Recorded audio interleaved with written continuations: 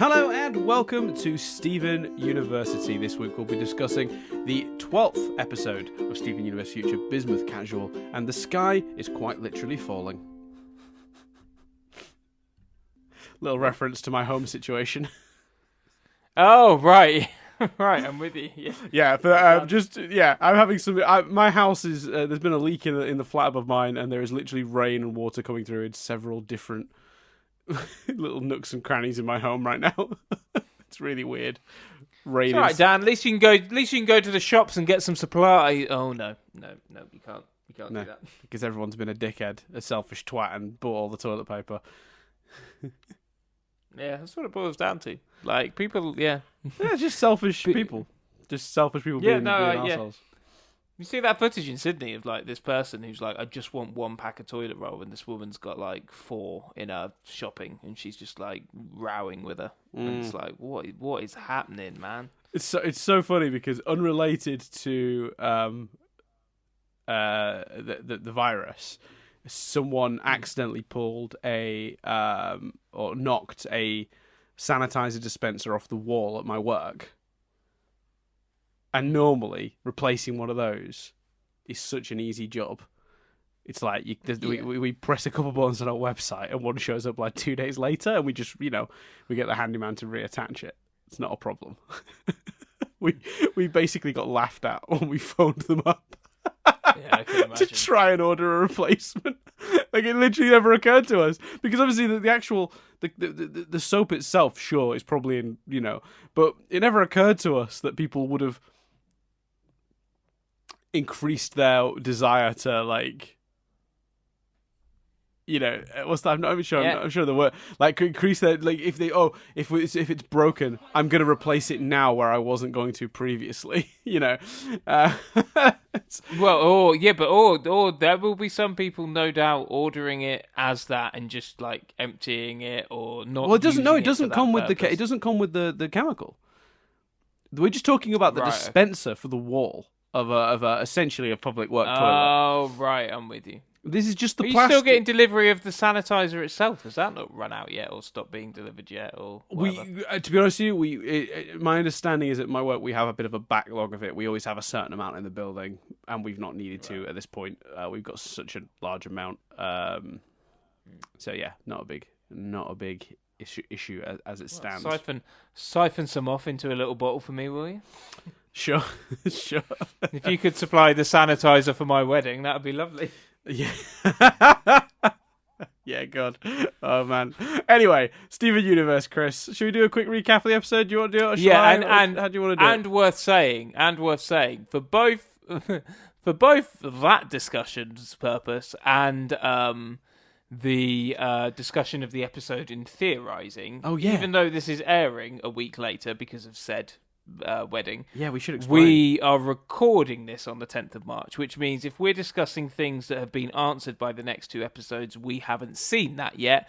And if the situation with everything else going on has got so dire that it seems odd that we're talking about it lightly, apologies, that's because we're recording this on the 10th of March.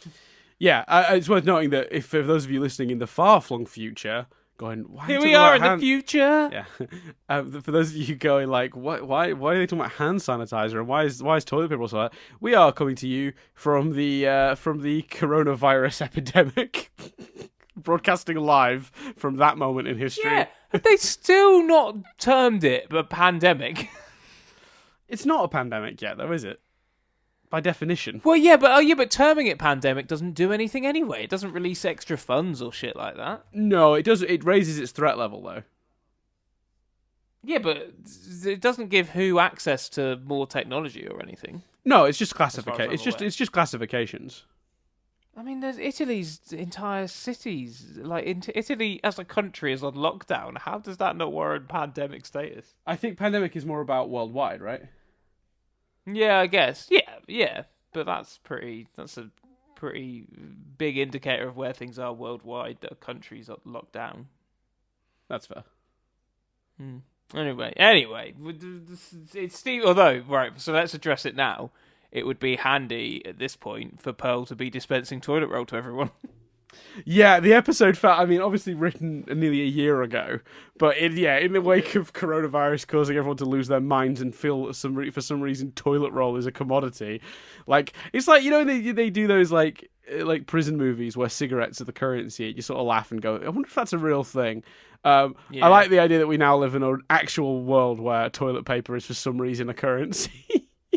Doesn't make any sense, mate. It is, and I really think with toilet paper, it's because people are stockpiling it. The hand sanitizer sold out a long time ago, and that one I understand more than the toilet paper. Yeah. And the fact that pasta is sold out everywhere, but everywhere's got plenty of sauce. That's because sauce doesn't keep, but pasta does. So they're thinking long term pasta. That'll sit in storage for years. And still be edible. Some jars of the sauce do keep. Not for that long though. You've still got like months on it, not years. True. Whereas like, when you got like pasta, like like that stuff must last ages. Surely. I've never looked, but the dates on those are probably mental, right? Yeah, I assume. Wow. Yeah. Okay. Anyway. No, I'm not saying this. I'm just trying to prescribe some logic to what's happening. Yeah, which is hard to do. Yeah, which is hard to do. So let's talk about Bismuth Casual and cheer ourselves up by talking about this episode instead. Because what a great episode for those who don't remember. Because you might be listening to us in the future. Here we are in the future. I love that whenever I set you up for it, there's a real pause before you do it. But whenever I really don't want you to do it. Whenever I don't want you to do it and I'm just genuinely using the word future in a sentence, you'll jump right in on top of me. That's my entertainment. Good. Yeah. I did a great recap last episode, so you can do the recap for this. Right, yeah, you don't want to risk not doing as well and then do you know what I mean? No, I've had a 50-minute podcast in between, so yeah, exactly. So yeah, well, you don't want to, ourselves. You've done it once. You don't want to do it again and do it worse because then it's just damages the previous one. So this is Bismuth Casual. It's the episode in which Stephen, Connie, Pearl, and Bismuth. It's called Bismuth Casual. It took me the longest time to remember Bismuth. Good work, Dan. Go to the roller skating rink, and Stephen sort of is struggling with notions of how he stays sort of friends with Connie, and how he maintains their relationship. He feels they've grown apart a bit with her. She's got this whole new life. Bismuth is mirrored in that, in having the same feelings situation with Pearl, where she feels like Pearl has moved on through Pearl's arc that we witnessed in the main show. She's sort of more of a free spirit now, interested in communicating with all kinds of humans and making friends everywhere. And Bismuth feels a little bit like maybe she's a little bit been left in the dust. So Stephen and Bismuth have a parallel story in this episode. So Stephen meets Connie's new friends. Bismuth meets Pearl's new friends. Goes a lot better for Bismuth, must be said. We then discover that Bismuth is it's more than just a friendship feeling that Bismuth has for Pearl. It's something a little bit stronger, which is something the show has kind of very lightly hinted at, very lightly in Bismuth's first appearance, but not since. But I'm on board. And then of course we have Stephen sort of confessing to Connie that he's struggling maintaining the friendship with her, or he feels how he feels about it, and then basically, it ends with them fusing, becoming Stevoni. Oh yeah, actually, sorry, this is a terrible intro, by the way. I appreciate this isn't a god awful recap because I'm having to keep going. It's not back. Great. Yeah. No, it's problematic. Stephen, there's a really nice parallel in the episode where Stephen's lack of ability to communicate with Connie is sort of materializes in his lack of ability to skate. And there's a really nice parallel about his inadequacy in communicating with her friends, and then his inadequacy at being able to actually roller skate. It ends, of course, with Stephen and Connie fusing, becoming Stevoni, winning the competition. There's a competition, and then basically they get to choose a song. They choose Pearl's and Bismuth's favorite song, and they have a little dance, and we end on that note. It's a very sweet moment. There you go. Oh, I guess I've got to go with what I think first now, haven't I? Under the rules of you doing the intro. Yeah, the rules that I didn't realise were rules until you said it last episode, and I went, is that how we do it? No, I don't think it is, to be fair. Sometimes I make you do both. I do feel like with in the ping pong we do, sometimes it is I'll do the intro and you'll be like, and I'll leave it for you to start talking, and you go, so Dan, what did you think? And I'll be like, wait a minute, I just did a lot of talking. So what did you think? Oh, very good, but no, what did you think? As an episode, I really loved it. You hang up. But you didn't hang up either. I really enjoyed it. I think I mentioned it last time when I talk. I used this term too much, but for me, it was Prisoner of Azkaban. We're dealing a lot at the moment with Stephen and his anger, and that's touched upon here. And why he's feeling the way he is certainly touched upon here. But it wasn't an episode where he went pink. It wasn't an episode that was all about that. Prisoner of Azkaban. This is the one that doesn't deal with Voldemort. I like that. So it's got those points for me. Mm-hmm. I really wanted a Bismuth episode. I loved that we got a Bismuth episode. I thought it was really refreshing and fresh to see Connie with other kids, young adults, I guess, at this point. But seeing Connie interact with them and just to get some Connie was amazing. Like, she was such a pleasant surprise when you realise she's in the car. Like, that was awesome. It's like, but Connie, yeah! Did you think that was great? Sorry to interrupt your overall thoughts, but I have a question, and it's now since you brought it up. I'm very polite when you do it, but go ahead. It's fine. What was that? I said I'm very polite when you do it. I let you finish, but it's fine. Don't worry about it. Well, I mean, you interrupted me last time to ask a question about Peridot, so... Yeah, I'm joking. Go on. I feel like that goes both ways, Chris. We're overanalyzing the podcast again. This is a hole we sometimes fall into, and I'm not going to let it happen. I'm digging us out, and I'm digging us out with this. Do you think the fact that we haven't seen Connie for so long, and that the very last time we had any real inkling of Connie's whereabouts was the very first episode of Future, where she was off at school, putting a real barrier between Connie and the show, sort of the barrier where you go, well, she's just off at school, that's where she is. Do you think bringing her back with no fanfare of any kind, or no, oh, Connie, welcome back, or anything like that? Because this sort of implies, oh, they've been sort of hanging out on and off all the time, just not as much. Makes you sort of go, well, then why didn't he see her more in the previous 10 episodes? I think you can interpret it because you can choose, and sometimes when you say, "Oh, you can choose," it's making an excuse, it's fansplaining. My interpretation was that she was back, and we just didn't see the fanfare reunion, and this was them doing something together because she was back. The fanfare had happened off screen but in my head, not days ago, scenes ago, basically. Mm-hmm. That was my interpretation of it, and I didn't. Would you have preferred to see it though? Take a shot. No, not if you're not going to do anything with it. If this episode starts with Connie, you're back, yay! We're going ice skating. It's a redundant scene, and I think the scenes we got weren't redundant. We got at the expense. The thing you cut for that is him looking at her and her hair in the wind in the car, and I would rather her hair in the wind in the car. Its message, its purpose in the script would be exactly the same as the scene you're talking about, but it's a more nuanced, interesting way to do it, I feel. I'm not 100% sure. Show, don't tell. Yeah, I'm not 100% sure, because I just think it raises questions. I think the reason it's working for you is because you're assuming she has in fact been away. But if you open this episode and you interpret this as, oh, she's just around still, there's not as big of a barrier between her and Stephen as I previously imagined. She's not been away as such. She's just been busy, and he is still seeing her occasionally. Then you sort of go, well, then where's she been in the entire 10-episode run up until now? Or where's she been when he's needed her? Exactly. If they're that close. So I feel like it really depends on your interpretation of what the timing has been. So in your version of it, which I'm much more comfortable with, she has been away, she's returned, we just didn't see it. But there's no actual confirmation that that's the situation. So for me, there's a part of me going, Ooh, has she been this close by and popping back and forth all the time? And if that's the case, then geez, where was she when he was like he bubbled everyone on the beach, or where was she when he met a cactus monster? Like, do you know what I mean?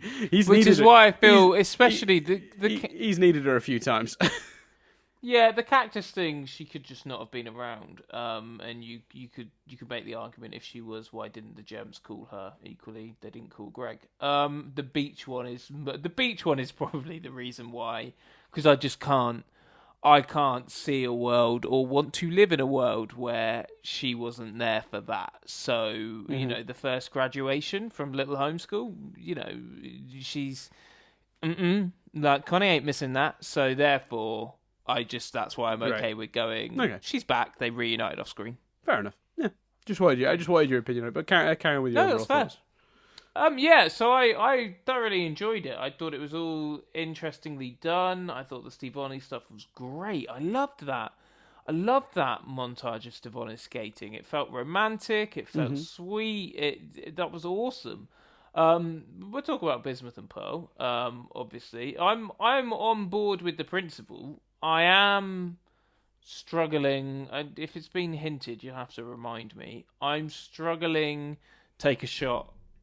8 episodes left, and we're introducing potentially a romantic story. Now, if they don't do anything with it, then that's actually kind of awesome. Like, because that's real life, you know. Sometimes you fancy people and they don't fancy you back.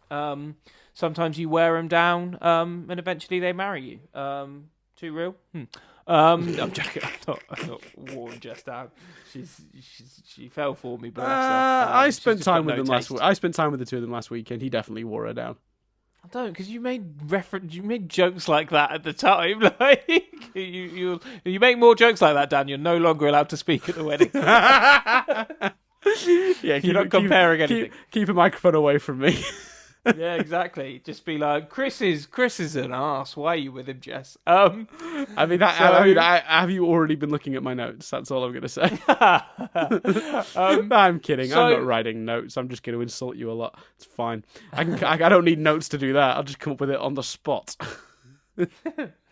Now that laugh was amazing. The amount of nerves that he communicated accidentally in that laugh says a lot. Oh no, I was distracted because I was wondering. We're talking about off-air. The other person who is doing a speech, I know from someone else that they referenced needing to oomph theirs up a bit. I didn't know if it was worth you contacting them, but we'll talk about that off-air. I just suddenly realised that's a possibility. Right, yeah. So the problem is you can't now, to be honest with you. I love the idea, I really do, and I love the pairing.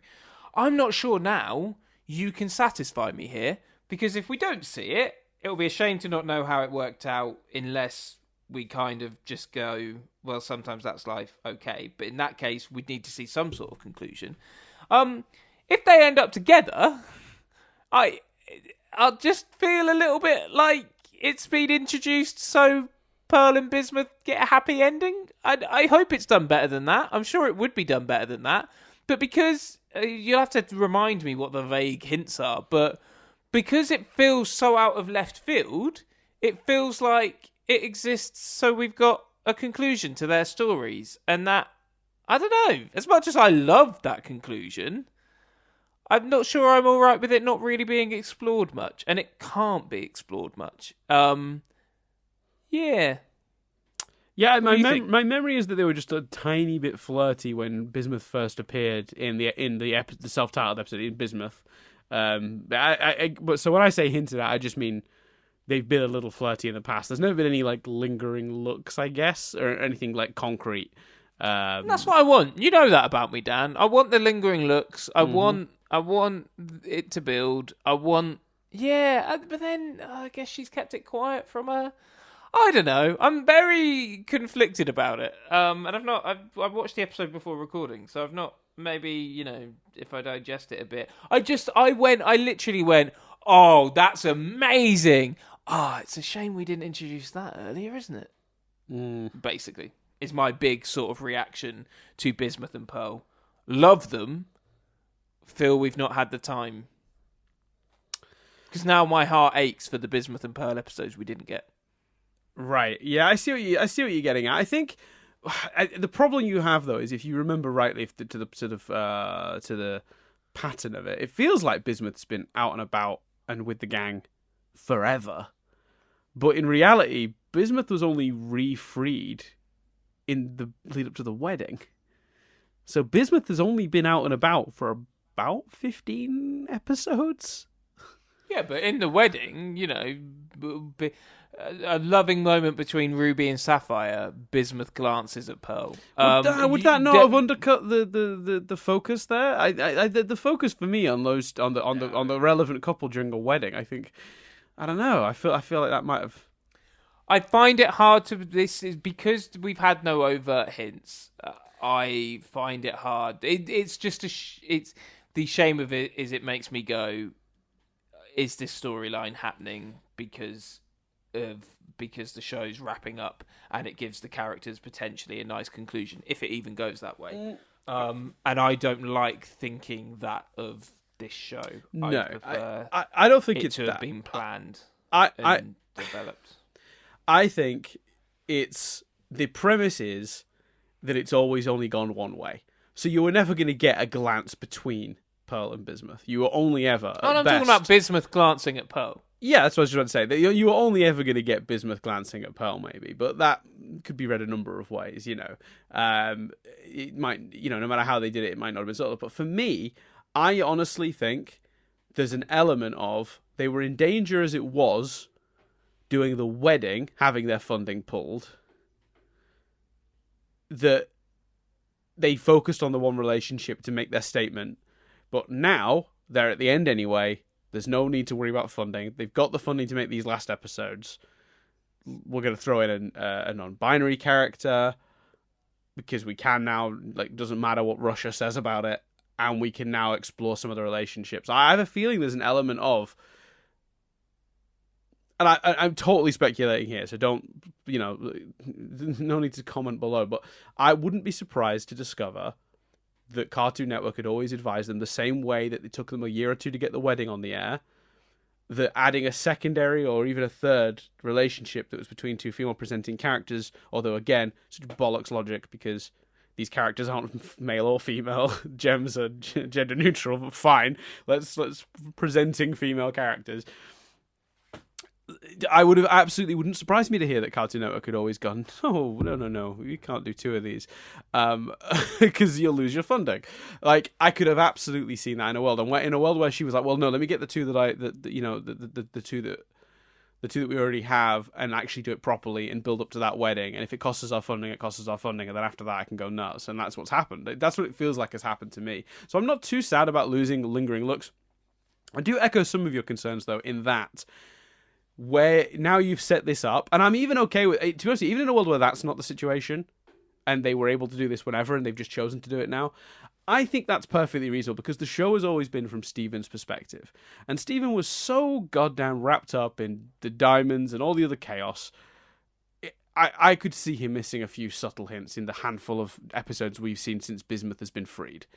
You know, I could absolutely see that. And the idea that Bismuth has kept it on the hush-hush makes total sense, because it doesn't seem like Pearl... It certainly wouldn't have seemed like Pearl was ready when Bismuth first came out, because Pearl was still very much pining for the loss of Rose and trying to understand her own feelings.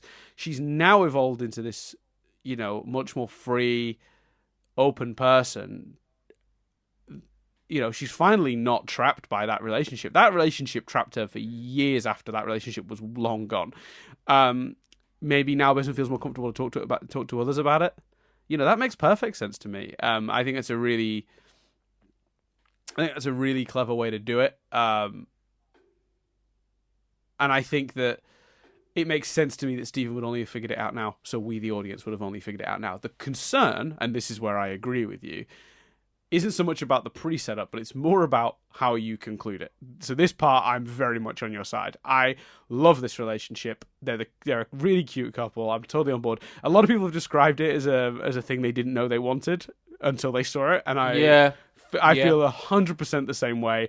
Took me aback completely, but I absolutely adore it as a coupling. I think they're so right for each other. It's genuinely adorable, and I really, really want to see it.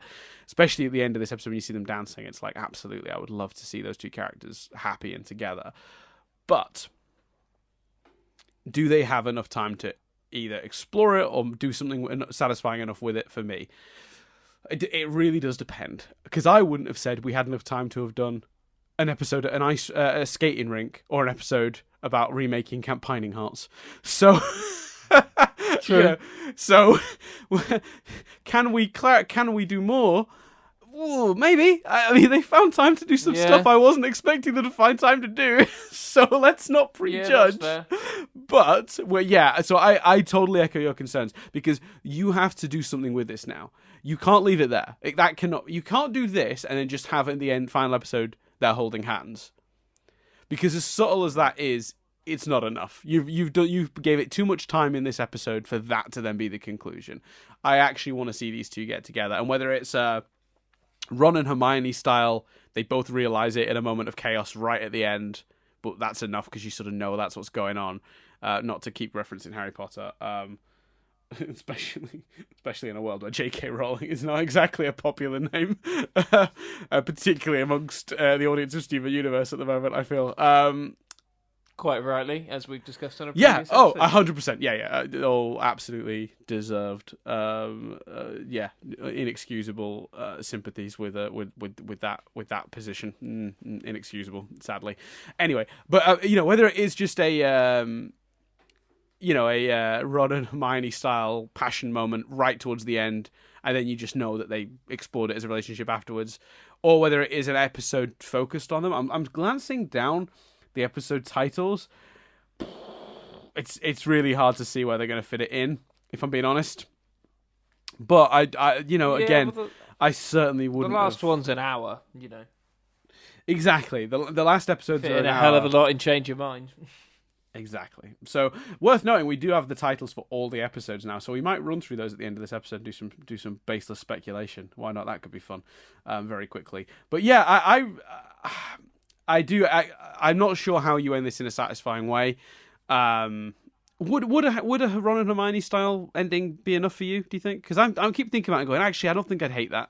It's quick and it does the job. I'm so distracted, and we've already spent time talking about shit not relevant. But because Harry Potter's mainly from the perspective of Harry. So by the last book, was the writing breaking up? Because usually in Harry Potter, in my memory, it's been a while since I read it, the opening chapters will sometimes involve other events and other people, not from Harry's perspective. Mm-hmm. But then the rest of the book tends to be Harry's perspective. Did that just sort of lessen a bit in the final book, and we just cut away to Ron and Hermione? No, they do it right. They do it right in front of Harry, and he's like, "Guys." Oh yes, that's it. Yes, it's just in the book they're not in front of Harry, right? Yeah, in the movie they do it in the Chamber of Secrets, collecting because in the book it's much better, because Ron, with complete sincerity, defends the elves and starts to say that they should get the elves away from danger, and Hermione kisses Ron as a result. And while they're kissing, Harry actually says the words, "Is this the moment?" Yes, and Ron's like, we could all be dead. Yes, this is the moment. So it's a really well written moment. Again, potentially monstrous thoughts of the human being behind those books aside, because I don't want to. I don't want anyone to think that by praising those books in any way we're supporting some of the stuff JK said. But just it's undeniable that those books are frustratingly now well written, and that section is wonderful. It's a very clever way to do it. Would you be satisfied with that sort of heat of the moment style getting together for these two characters following this episode? Would that be enough for you in that case? I'll be satisfied. I'll tell you what. I'll be satisfied in terms of the delivery of it. I will be happy with any delivery at all that makes me believe Pearl feels the same way. Right. So you want to do Ron and Hermione style? Fine, go for it. You want to do big romantic speech? Fine, go for it. Whatever. Because I love the pairing. You just need to convince me that. So you're saying that you don't Pearl need to see the work.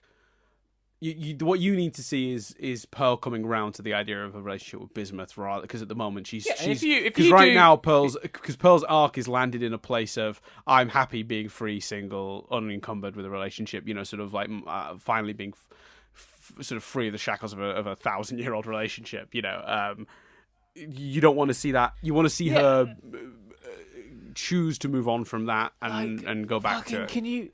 Can you imagine if we take a shot? Can you imagine if we had more than 10 episodes and you do an episode where Bismuth reveals her feelings for her and Pearl's like, what? And then through flashbacks, Pearl realizes that Bismuth has been there for her all along. Like, we see flashbacks of the war and Rose treats Pearl in a bad way and she can't see past it because it's Rose, but Bismuth is the one that picks her up. Like, you see all these moments, or just a moment, and you realise, and Pearl comes to that realisation. Like, that would be amazing. And like I say, fundamentally, my heart aches for the Bismuth and Pearl content we're not going to see, no matter what they do. So whilst I'll be on board, as long as you make me believe Pearl's feelings, fundamentally, my big... And it's, fair play to the creators, because of all the complaints, this is a complimentary complaint. My big thing with this is I ache for the content we're not going to see as a result. But, that will probably be said many a time over the next 8 episodes. Yeah, I mean, that's the thing, is it really, if they, I guess their safest bet now is to slowly build it. Like, do a scene or two in each episode that hints at it. Yeah, how lovely is my Pearl flashback idea? Well, I mean, that is 100% of the way. Like, there's a few. That's the problem, is there are a few different ways to do it, and right now. The problem is we've only got these 8 episodes, and the speculation we're doing is like how it's hard to know how much time any one idea would even need to judge its sufficiency to.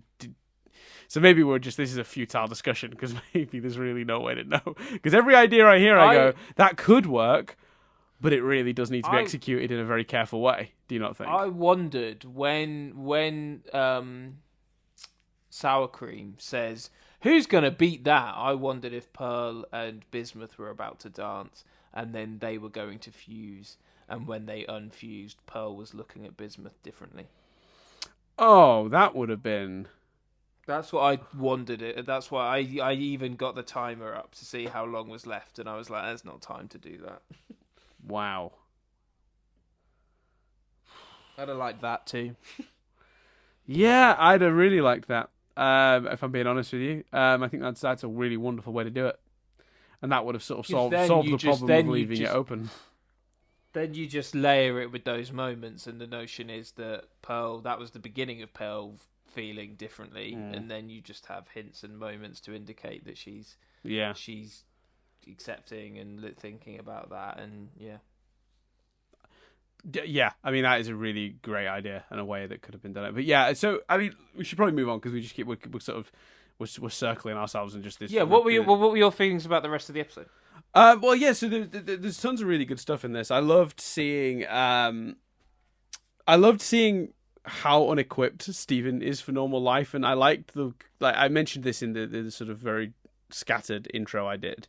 The idea that the skating sort of is actually a facsimile, sort of like a metaphor for Stephen's inability to deal with human life now. So it's, he's never skated before, the same way he's never had to interact with people outside of gem stuff. And interacting with normal humans has been tricky. Actually, I don't know how. Actually, I have a question about that. How true is that? When you think back to that was literally, I was waiting for a moment to be like, I'm not saying do my usual. I'm not saying I feel this way, but do you think? And I don't think I do feel this way. But I was going to ask exactly the same thing. Yeah. Do you think there's an argument that actually we've seen him do a lot of human things, but I think the counter, because I've thought about that as we've been recording, that's actually the subject I keep coming back to. Camp. We've had one pointed out in the episode before. Watching Camp Pinehearts, with Peridot and stuff like that. There was a lot more of that in the earlier episodes when he was younger. Yeah, like when he was hanging out with the cool kids, just going around town, like carefree, just interacting with them, like no problems in the world. Like, I don't know. That's an interesting thought. Like, it's a struggle, isn't it? I don't know where I land on it. Or watching movies with PD, watching horror movies with PD and Ronaldo, or hanging out with Onion, or like. Just going around town, like helping the various townies and stuff, the Killers concerts. Yeah, like Kiki and Jenny helping them. But he's always helping people. He's always helping. He's always solving a problem. But he's solved problems doing fun stuff often. I don't know where I land on this, but I had exactly the same thought. Yeah. But the way the episode handles it is brilliant, because they sort of... The metaphor is, obviously, he can't skate, and it's like it stands up to his inability to talk to these people. And like, it's so funny, like that awkward scene where they're like talking about their parents, and he's like, "Oh, well, one time White Diamond, who I'm part gem, by the way, pulled out my gem. It was crazy. I get it, man. I get it." And it's like, that's very funny, because he I guess with the experiences he's had, relating to people after all that will probably be quite difficult, because his reference points are just so different, because he's had such a different life to most people. But that is his later life, not his younger life. His younger life was very much about just human stuff. So how disconnected could he have become in that time? It's a bit hard to gauge. Perhaps a cleaner parallel is Connie's learnt to skate, i.e. learnt to engage and talk to people that don't really know about the gems, people outside of the town, whereas Stephen can't skate, meaning he only knows how to communicate with the people he's known all his life, or gems, usually about gem stuff. Right. And it's Connie helps him learn to skate, and as she does in this episode, and you could even maybe argue the seeds of that as a metaphor could still be applied to this episode, because he then finds the common ground on the the scenarios are different but the experiences are the same, and he finds his voice when it comes to by the end of the episode he is able to talk to new people, and he even says I can't talk to new people, so maybe that's he does make a comment about like talking to her new friends specifically, and that when it's just him and her he has no trouble communicating at all. But it just doesn't fit with the Stephen of old, like who used to just like, because he didn't really know the cool kids in the episode Lars and the Cool Kids, did he? He only kind of knew them. And then Lars is like, "It's the cool kids," and he's like, "Oh, let's go over and say hi." And he just sort of like blunders in, happy to communicate, open, honest, not overthinking it.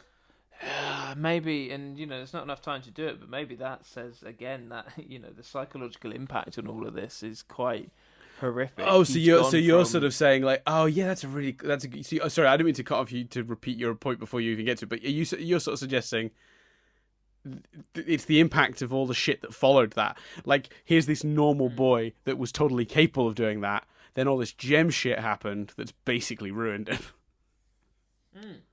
I'm saying that's potentially a layer of that. Yeah. Oh, that's a really interesting thought. Sorry, I didn't mean to cut you off to repeat your thought, Joe. I got really excited because that's a really interesting point. Yeah, no, and I think that's one way of looking at it in one layer, which adds, as you say, an element of horror to the situation. Yeah, the psychology of Stephen is very complex at this point, and it's hard to keep track of. And I keep wondering about this as well. I find a lot of the time there's a really fine line between a character with so little thought put into their psychology and behavior that they're one-dimensional or two-dimensional. Then there's the characters that are just pitched perfectly, that are kind of like three-dimensional. They feel really like real people. And then sometimes there are characters with such complex psychology behind them that's so overlapping and so contradictory. They start circling back round to being unbelievable again. Does that make sense? Well, being unbelievable, or you struggle to buy plots where the particular issue is resolved. Like in these two episodes, Stephen's worry concern gets resolved with air quotes because maybe not really. So you struggle. You even said it with the Peridot thing. Like, is it not a bit weird that that's resolved by the end of the episode? And that is a struggle, I think, indicative of what you're talking about here. Yeah, there's almost too much going on now because it's so many different angles. We were talking about that scale thing last week, but yeah, I think in terms of the episode overall, this is such a fun episode. It's really hard. Like, we can sit here and we've taken two very specific elements of the episode and analysed them really in depth. But overall, this is a super funny, light episode with an adorable. Go on, sorry. It's one of my favourites of Steven Universe Future. Yeah, I thought you were going to do it. Yeah. I thought you were going to sing. Oh. I'll do it again. It's one of my favourite episodes of Steven Universe Future. Here we are in the future. Yeah. There you go. It's just got the romance. Like I said, we're not talking about. I fucking love. Let's have you praise it. I fucking love Steve Oni ice skating. I thought it was wonderful. Mm-hmm. Yeah. No. I mean, cool. I don't know. My brain is dying on me. You can tell we've done two of these, can't you? Like, thoughts all burst at once and then faded like a popped balloon, and then I was like, yeah, and I just lost all ability to speak. Didn't even need to. Sorry. No, it's fine. No. I mean, to be fair, we did, because the whole point of it is because the next 2 weeks will be manic. But yeah, I just loved it, and to your point of it is still a good episode. I think it's a great episode. It's one of my favourites. I'd put it above the Peridot one if we're comparing directly. Because because a lot of my personal boxes were ticked. Yeah, I just like it. I love two plots that fit so well for each character that parallel each other so perfectly. That's beautiful. That's like poetry. That's like when people talk about like jazz, and they talk about sort of like the things crescendoing together. It's people improvising, but there's this synchronicity that happens where everything comes together, and it doesn't feel improvised anymore. It feels like it's planned because there's just such a flow to it, right? And I don't really get that when I listen to improv jazz, but I understand the principle, and that to me is like this. It's when all these different elements that feel disparate sort of swarm together in a perfect way. And if you'd have told me these two plots separately, I'd have gone, that's 2 episodes, right? And they're like, no, it's the same one. I'd have struggled to understand how you could even do a single episode that covered both these topics, but the way they cleanly draw this parallel across this one evening for these characters, it's perfect. It's really well done. It's very clever. I mean, I do think I preferred the Peridot one for its simplicity, but I admire this one for making a complex episode feel as simplistic as the episode before it with less going on. And less going on is the wrong phrase, but like there's physically more stuff that needs to be expunged in this episode, but it doesn't feel any heavier than the episode before it, and that's just through great writing and drawing really interesting parallels between the two. So they sort of each plot is pushing the other in a really natural way, and that makes this a really great episode of the show. And it's certainly one of my favorites. I do think I preferred In Dreams personally, but I had an absolute blast watching this. This episode, you know what? I think In Dreams is the better episode just for from a character and emotional perspective. This episode was a more entertaining one. Is it bad that for a lot of that speech I was just thinking about how I wasn't really a fan of La La Land? No, that's fun. Because you started with the jazz thing, and it just made me go, I wasn't really big on La La Land. I liked it a lot. I liked the ending. I thought the ending was genius. I thought the ending was trying to have your cake and eat it too. But anyway. No, I've never seen a romantic movie end that way, and I thought that was really powerful. Different, yeah. Just for me, I was like, you can't do both. Like, yeah. Some would describe it as bittersweet. I just didn't like that she was fantasizing about a world where she didn't have her children.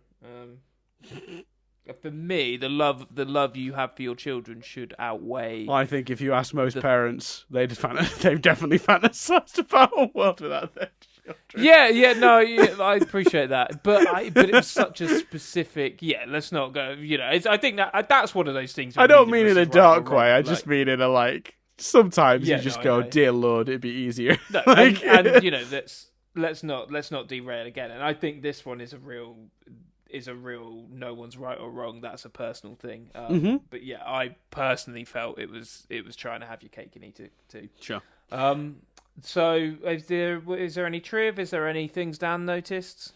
Stuff that I saw. So you don't have to tell me that I didn't talk about it. I thought. Wait, let me just look through because some of this stuff we talked about naturally. So I just want to make sure I don't. It was nice to see. Well, should we talk about the other sort of element, which is that finally some essentially Muslim representation. It's not specified that the one of Connie's friends, whose name escapes me right now, was wearing a hijab. But she was, so it's not really clarified what that means in the world of Steven Universe, because there's been some back and forth in the past about whether religion works in this world or exists in this world. I know that I want to say Matt Burnett, is that his name, said on Twitter once that for sure Catholicism doesn't exist in this world, and then it was deleted. Apparently that's what I read. Because I tried to do a little bit of research on that and like see if anyone's ever really talked about it, but they've always skirted around whether religion exists in this universe. But I enjoyed the representation. Just somebody wearing a headscarf, like it's and it wasn't. And you know what? I didn't. And I tell you how you know it's good representation. It never even occurred to me that it was representation until I saw a post on Reddit that said, "Finally, Muslim representation," and I went, "Oh yeah, I guess that's what that was."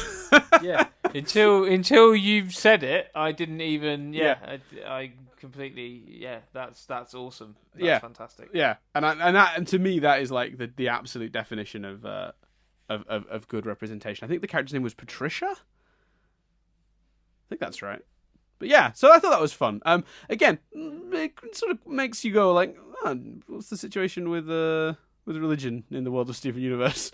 But that's fine. Yeah, I don't need answers to what's going on in the alternate reality of Steven Universe.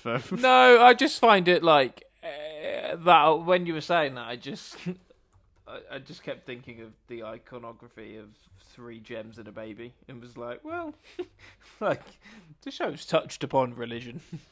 Yeah, but never. I know it's a different thing to whether it exists. Yeah, I know it's a different thing to whether it exists in the world, but it just makes me find it hard to believe it doesn't because of that episode. And I know it's a different thing, but anyway. Yeah, because they do have like various holidays, don't they? They've had haven't they had Christmas before? Have they had Christmas?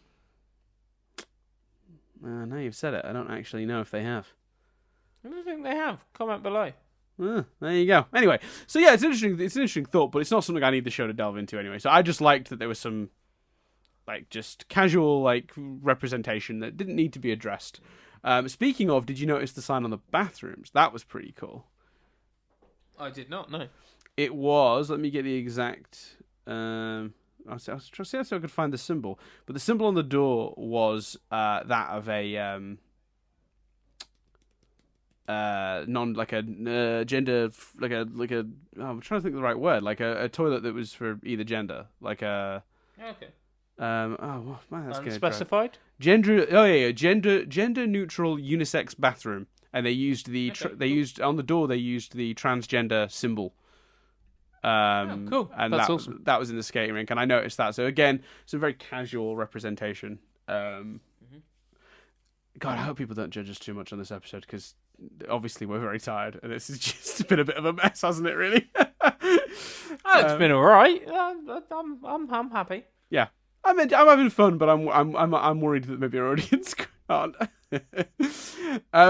Did you like that Steven? One thing I noticed that I thought was really cute as well was, did you notice that Steven seems a lot more level-headed again in this episode than maybe he had seemed at the end of the previous batch of 10? Like when Connie comes to see him and is like, we can just hang out. We don't need to skate. He's like, no, I'm not going to keep you away from your friends. You go back. I feel like Steven from 2 or 3 episodes ago would have gone pink and angry at that point or reacted in some sort of negative way. But he was very supportive and nice about it. Like, even though he was struggling, he was like, no, you should go back to your friends. Yeah, I loved that, and I didn't hit up against it, but as you, over the course of these 2 recordings, have pointed it out, it does make me go, yeah, it's different to Prickly Pear. Yeah, they really pushed him to the edge and then have had to sort of pull him back a bit, which feels strange. It didn't resolve that. Literally, the note is, if memory serves, the note Prickly Pear ends on is, I think I've done enough talking. Like, it is not resolved. It is, they fight them. The monster, I suppose Stephen calms down, the monster calms down, it gets love, and then it walks away. So, you know, but that just felt like dealing with the immediate threat, not not Stephen's headspace. Yeah, and it's interesting to note we don't currently have the production codes for these, so there is some potential for these episodes to have been reordered. I would posit a possible theory, that these 2 episodes were actually maybe 9 and 10, and they have reordered them so that the last batch ended showing Stephen on the edge as like almost like a cliffhanger. That is very possible, my friend. Makes a certain amount of sense to me, because that way you've got Connie and Peridot in that first batch, in that first half, and that first half is like the light build up, and then the payoff is Little Home World. Little Homeschool, whatever. Sorry, the Little Homeschool graduation and Prickly Pear. You know, and then that's how you start the second batch, leading into a build-up of Stephen going nuts. Maybe it's just because it feels like there's been Which is weird. It definitely felt like 2 steps forward, 1 step back. Like, he seems to be a lot calmer and nicer and more empathetic here than he was at the end of the previous batch. I agree with that, and I agree with that theory. It's weird to me because at this point, you're not picking up any extra viewers by leaving a slight cliffhanger of Stevens in a bit of a bad way. Yeah, I agree. And even if you are, then you only got 10 left. They've been commissioned, they've been made, they're going to be aired. Like, yeah. Yeah, I agree. I think little graduation would have been a great end to the 10. Yeah. Personally. Yeah. Yeah. Anyway, Stevoni's new look. What are we thinking? Yeah. I like it. Yeah, I liked it a lot. Yeah, I thought they looked great. Much bigger, because obviously last time we saw Stephen and Connie were much younger. So I like that Stevoni is like a giant woman now. Yeah, led to a great gag with the shoes. That really made me laugh. Yeah, that's a wonderful gag. I love that song. We'll come back to that song in a minute, but it's a really great song. And I loved the jingle thing, by the way. I just love that Pearl's favourite song is a jingle. That's just adorable. That's so Pearl. Absurd. Yeah, Bismuth learned it pretty quickly. But then again, when you're secretly in love with someone, you do these things. So. Yeah, and I also love that for some reason Sour Cream had access to it. Like that. What is that jingle somewhere on his on his computer or something? Or I guess just YouTube exists in this world.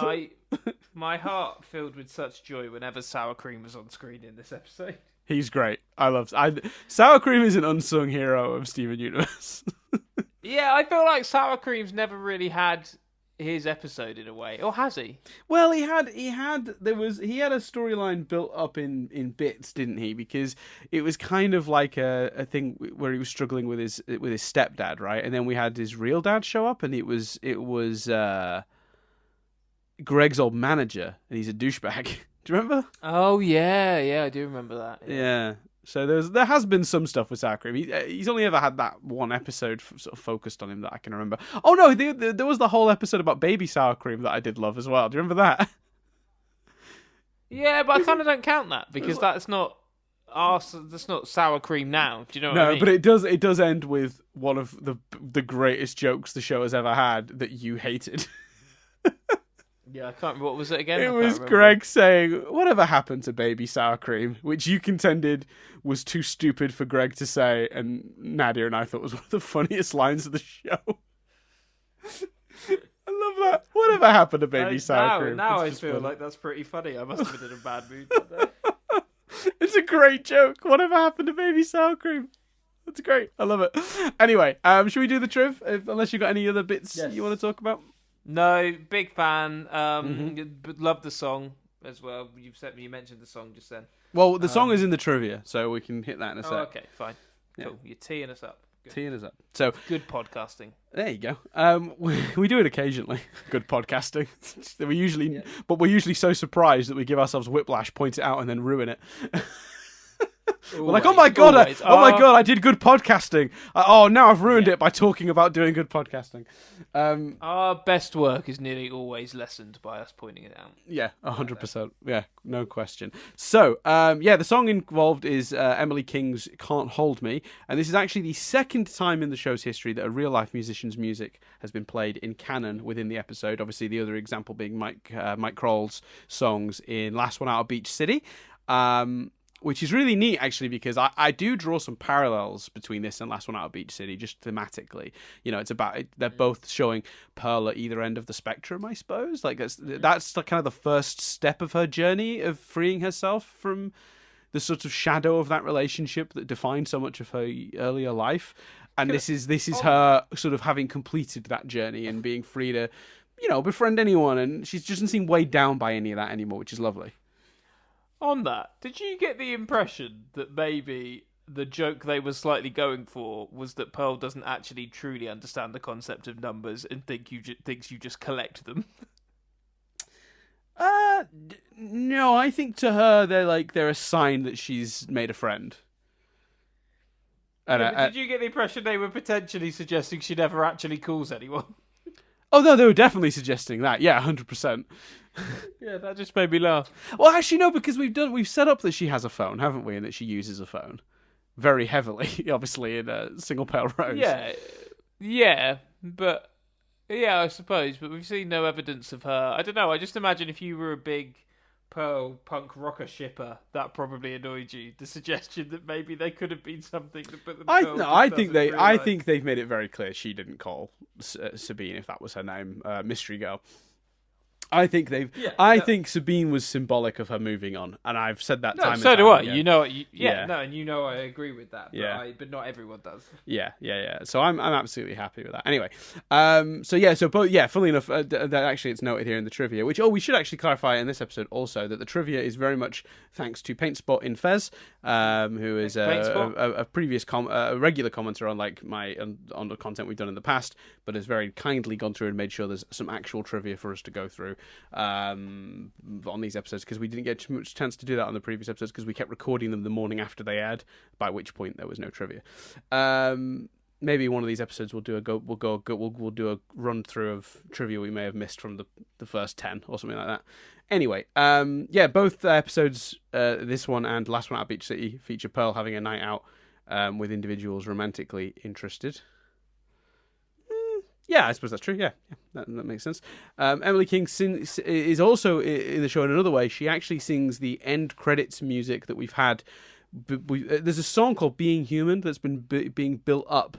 You know how there was a song in the original show that they built up in little 10-second segments over the end credits across most of 2-3 seasons. They're doing the same thing with Future. The song's called "Being Human."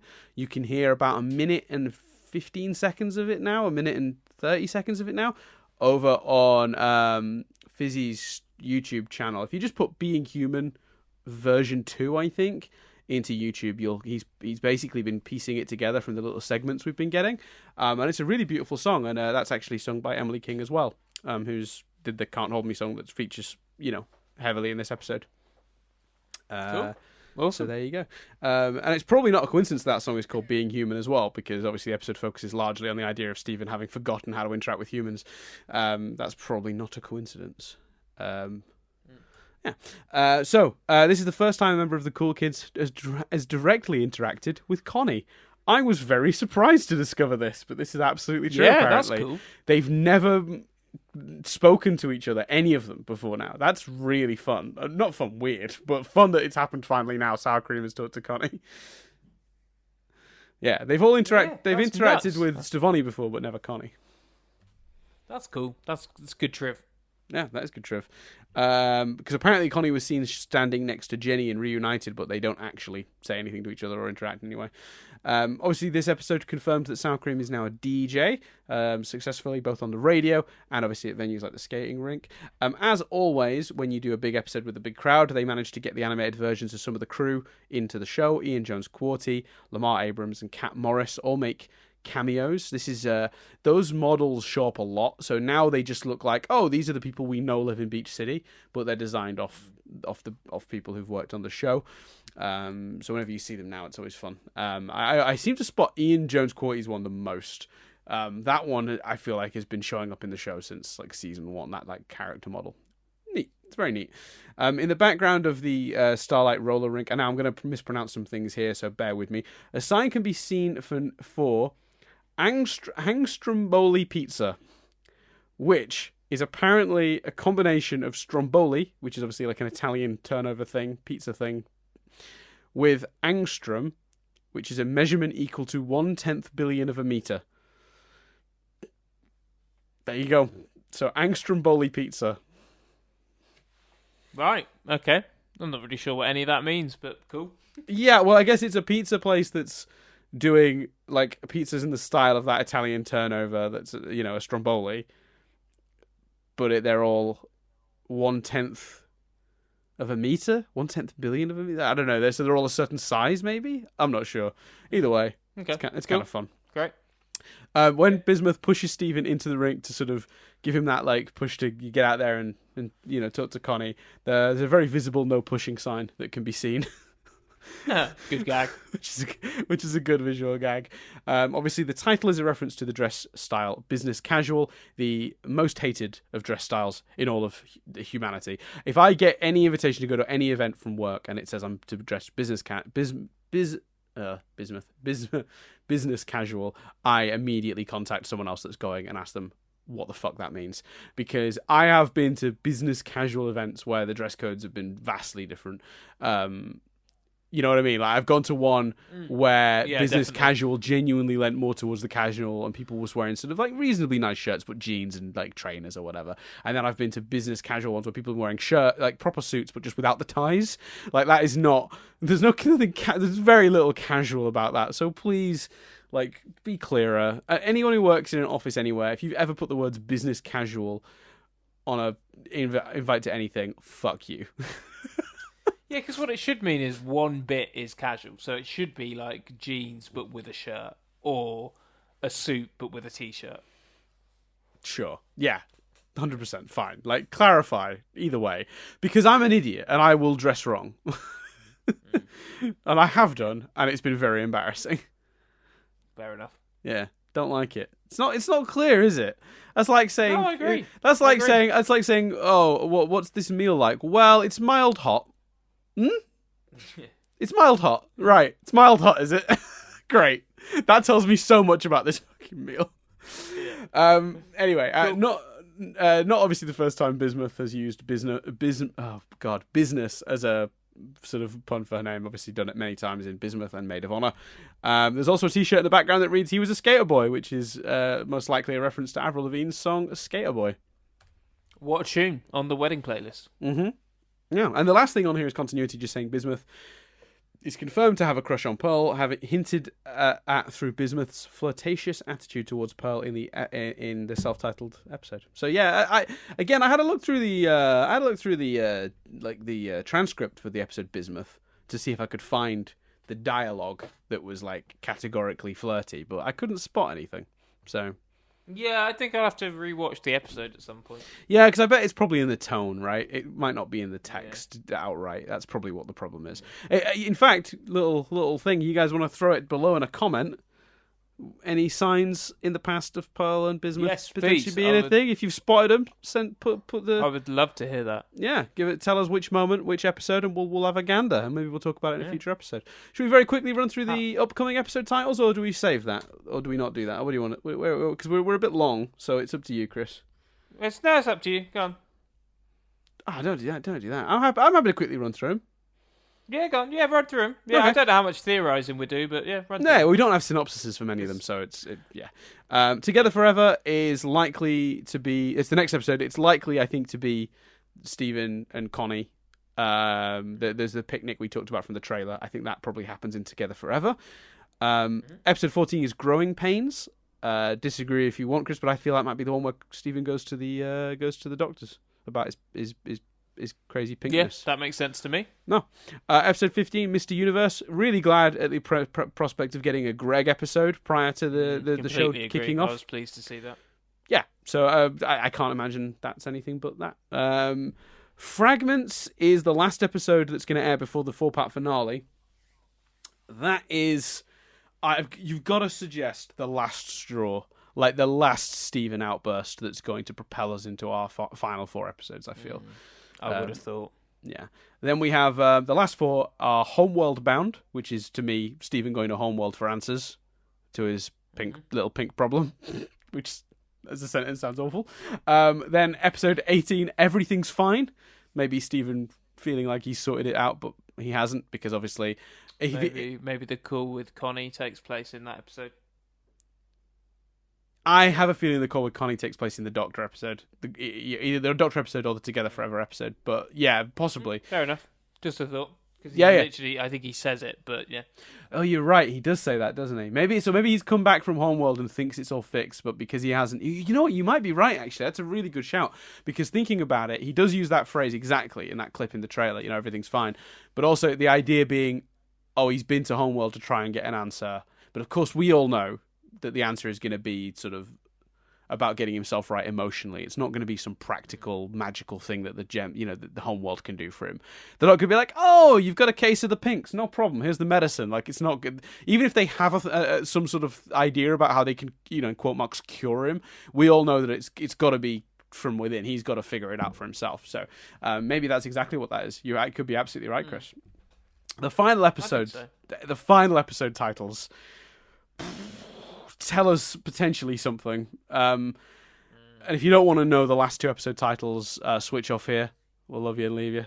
Off you go. We'll see you next week. But for those of you who want to know the final 2 episode titles, because those are all pretty innocuous, the previous ones, nothing too crazy given away in those. But these last 2 potentially could be spoilers. So, yeah.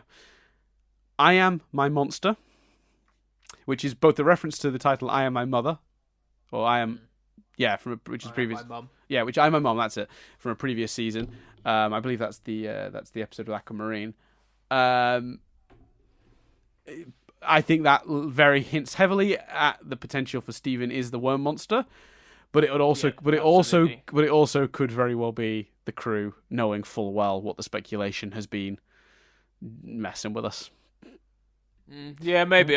We've had misleading titles in the past, for sure. Yeah, I don't love the Stephen is my worm monster theory, but we've talked about that already. But yeah. I think that definitely lends credence to the idea that Stephen is going to lose control to the point where he becomes this sort of corrupt this monster, and his friends have to gather together to sort of help him out of that. But I do love the idea of everyone saving Stephen as the end of the show. That'd be nice. So I don't know. I'm torn on it. And also, the thing I will say, the one thing we talked about a lot in the early episodes of the show is body horror, and how body horror can not always work with a show. Like Cat Fingers, obviously, is a really body horror based episode, and the idea of Stephen turning into a big spiky worm monster that feels body horror. And while that is true to the show's roots, it's I kind of thought we were past that, and body horror is always a bit messed up, isn't it? I agree with that completely. Yeah, and then the final episode, very aptly just called The Future, which could just be an epilogue episode, maybe. Here we are in the future. I'd fucking love it to be an epilogue episode, Dan, if I'm honest. Just 10 minutes of what's everyone do. I love an epilogue episode. An epilogue episode of the epilogue series. Love it. Mm-hmm. So there you go. Yeah. So that's cool. The episode titles. I don't know. I'm excited. Obviously, you guys have already seen 2 of those that we haven't from your perspective. So I guess we've only just seen in Dreams of Bismuth Casual, but you guys will have seen Together Forever and Growing Pains. So any speculation we've made about those will either be already right or already wrong. Feel free to mock us in the comments. Absolutely. Oh. So that is everything for this week. I've been Dan Doolan. I've been Chris Billingham. And we'll see you again next week as we discuss Together Forever.